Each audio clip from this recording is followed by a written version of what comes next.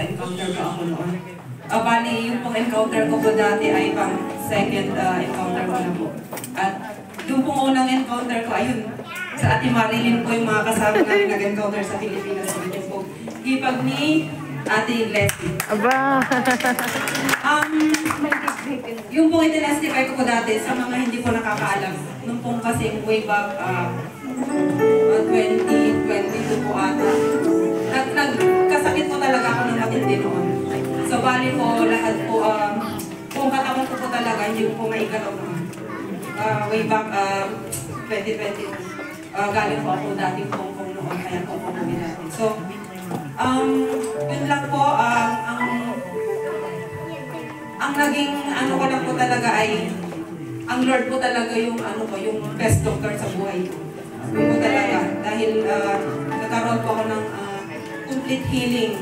Yung pong nakikita ko po yung sarili ko dito na nakakagalaw, na isasayaw ko yung mga paa ko, yung mga kamay ko na nakakapagpuli sa Lord. Napakalaking pagpapala ko sa akin. At saka nung encounter po, ang sarap po na sa pakiramdam na naranasan ko po yung ano, yung presence ng Lord, yung Holy Spirit, na nagkaroon po ako ng inner healing, spiritual healing, at saka physical healing. Yan po talaga yung naramdaman ko. Lahat ng burdens ko sa buhay ko, naibugos ko po talaga lahat doon. Nung mga araw po na nung mga araw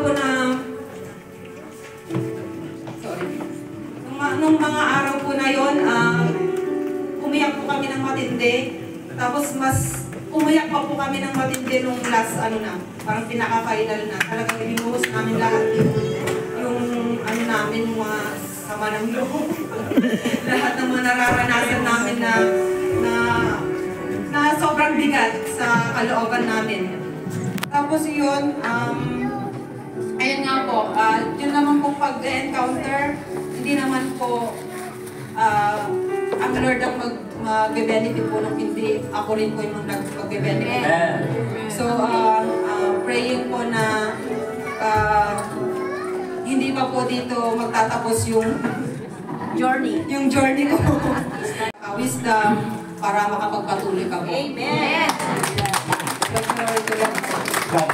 Amen. Meron pa po ba? Ang kapatid po.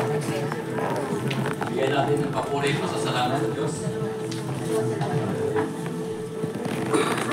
Good morning po. Ito na naman ako. Bali, ito yung first yung nangyari lang po sa akin sa encounter, yung i-share ko po. Pero talagang grabe yung naging epekto niya sa akin. To make the story short, para ako kasi galing ako sa Catholic school, high school, laking madre ako, pero yung pag sinabi, hindi naman tayo perfect, lahat ng Kristiyano hindi perfect. Bali yung pagpunta ko ng retreat, yung load, yung burden sa sarili ko is grabe. Start nung baga kasi ako naging batang ina ako, 17 years old. So yung burden ko, hanggang yung chapter ng buhay ko, andun siya pala lahat. Nagsisimba ako sa DIL, Taiwan, lahat nagsisimba ako sa Pilipinas, Christian, ganyan. Yung kilala ko siya, yung relasyon ko, pero hindi pala yung fully na kasi andun yung hindi mo mapatawad yung mga taong nakapanakit sa atin. Alam mo yon, yung sakit, tapos basta nung andun na sa encounter, doon lahat binuhos nung nag-inner healing si Sister, hindi ko makakalimutan talaga yung experience ni Sister Nelia. Siya yung doon ko na-realize na ay, hindi lang pala ako yung nakakaranas ng ganun. Marami pala, wala palang perfect. Doon ko natanggap yung sarili ko na kailangan ko rin magpatawad. Kasi yung sarili mo, yung pinano mo, yung hinahawakan mo, kailangan natin magpatawad. So doon, after ng inner healing, after nung kay Pastora, doon na,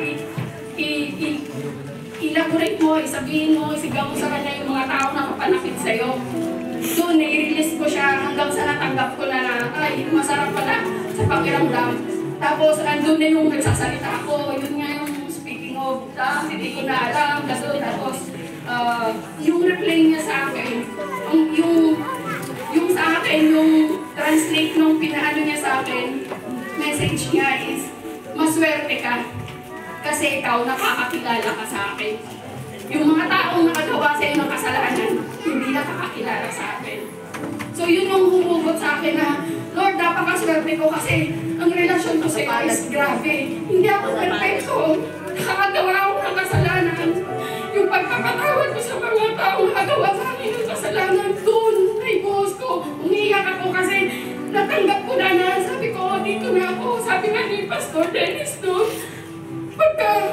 pagka-burden na, hindi siya galing kay Lord. Kasi kay Lord, masaya dapat.